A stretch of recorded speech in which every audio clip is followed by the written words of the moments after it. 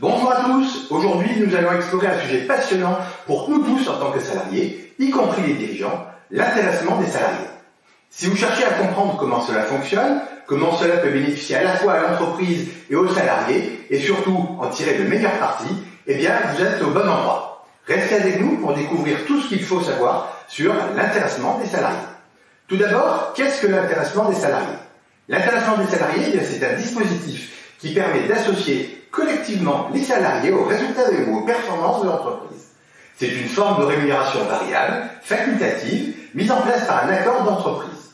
Son objectif, motiver et fidéliser les salariés en leur permettant de bénéficier directement des succès de leur entreprise. Comment fonctionne l'intéressement? L'intéressement repose sur des critères clairement définis dans un accord d'entreprise, comme par exemple l'atteinte d'objectifs de chiffre d'affaires, d'une qualité de service ou d'une rentabilité.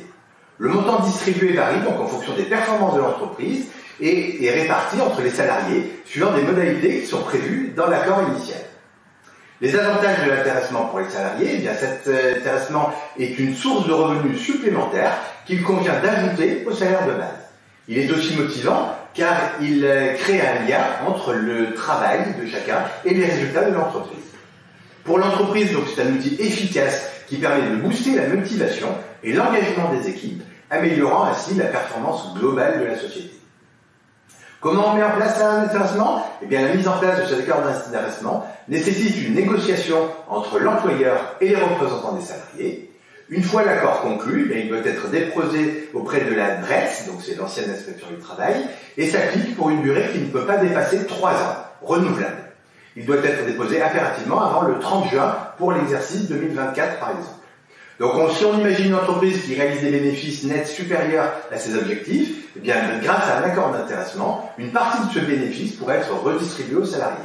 Ainsi, chacun va recevoir un bonus qui va refléter non seulement les efforts collectifs de la société, de tous les salariés, mais encourage aussi à continuer dans la voie du succès. Donc pour conclure sur l'intéressement des salariés, c'est bien plus qu'une simple récompense financière. C'est une démarche qui va renforcer le sentiment d'appartenance à l'entreprise et va inciter à travailler ensemble vers des objectifs communs. Si vous souhaitez en savoir plus ou si vous avez des questions, n'hésitez pas à nous les poser dans les commentaires ci-dessous. N'hésitez pas non plus à liker cette vidéo si vous l'avez trouvée informative et intéressante et à vous abonner à notre chaîne pour ne manquer aucune de nos futures vidéos sur le monde de l'entreprise et de l'emploi. Merci bien de nous avoir suivis et à très bientôt. Au revoir.